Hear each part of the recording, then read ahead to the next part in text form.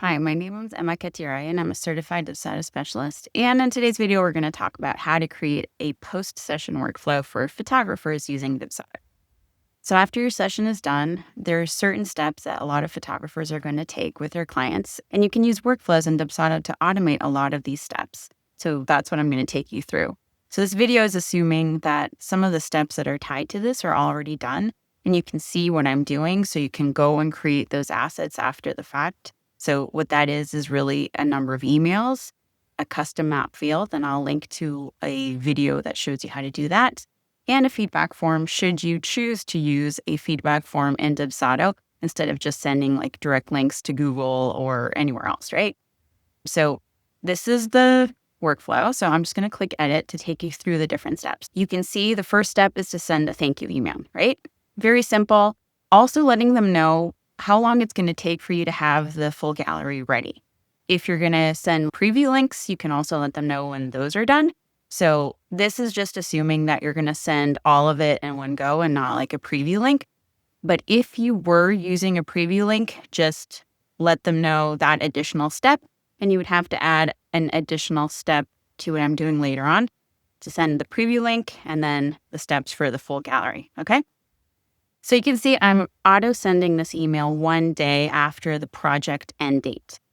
It just depends on how you're doing this. So there's a lot of nuance in Dubsado. Some people, their session date is in the appointment scheduler. It's not a project date. So this all just depends, right? But I'm just assuming that you're going to put the date of the session as the project date. And to be honest, some photographers do this manually, especially like for smaller sessions. For weddings, it's a little bit easier because the wedding date is the session date. So that's kind of taken care of. But again, there's a lot of nuance. So I'm just going to assume you're putting the session date as a project date. So this would send one day after the session. Then 2 weeks later, because that's when your gallery link is going to be ready, you're going to get this. And you can obviously tweak this. Maybe you make it, 10 days or something like that. So basically what this is doing, these are just instructions because it's sending an email. So it's just asking the photographer to put the link to the full gallery in the project map fields for the full gallery. So I have another video that I'm going to link showing you how to do that, okay? That's like a separate process. It's not that complicated. It seems complicated. Once you have it set up, it's super simple. Put the link to the gallery in the client's project under that custom map field and you're good to go. Then basically telling the photographer, check off the box for the to-do, and it will send the email out with that link. So if you see here, this is a custom map field. So once you put the link, this link is going to be to the gallery, okay? So once you check off, this is what's going to be sent out to the client with their full gallery. Then 3 days later, it's going to send them a feedback form, and that feedback form is however you want it to be. You can ask a number of questions. If you didn't want to use a feedback form, you can remove this and put a Google review link, whatever you think is best. I say this a lot to my clients. There is no right or wrong. It's whatever you feel works best for you. Some people don't want to send links to Google. They just want private feedback. Some people want links to other platforms. Whatever works best for you. And you can always tweak this. You can try it one way that you think is best. And if you're finding that you're not getting as many responses as you want, you can always tweak down the road. Then after that, what it's going to do is going to send an email asking them about their album. So this is a link to a Dubsado public proposal. So albums is a whole other thing. I could probably do a separate video on how to manage albums and Dubsado. There's, again, a lot of nuance, right? Depending on what you're selling. If all of your packages have the same albums, sometimes albums are included with packages, and depending on the package, it's a different type of album. So it can take a lot of different shapes.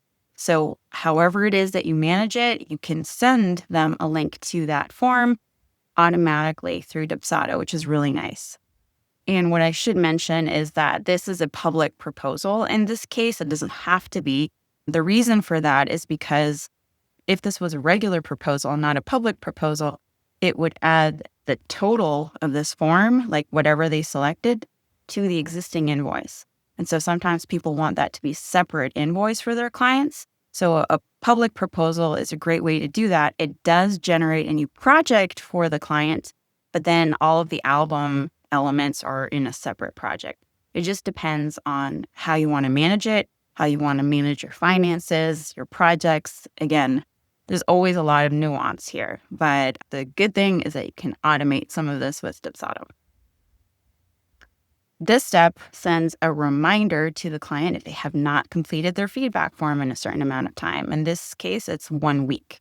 So send form after form is not completed. So it's watching this one and it's going to send this one to them again. And thankfully, it's the same. You're not going to have a duplicate of the form in your project. It's just going to send the same one again, which is really nice. And then you can also send them thank you email after they have submitted their feedback form. Some people put a delay on this to make it seem like they've typed out the email or they want to tweak the email before sending. It's completely up to you. You can make it automated. So boom, as soon as it's submitted, they get an email in their inbox thanking them. And that's basically it.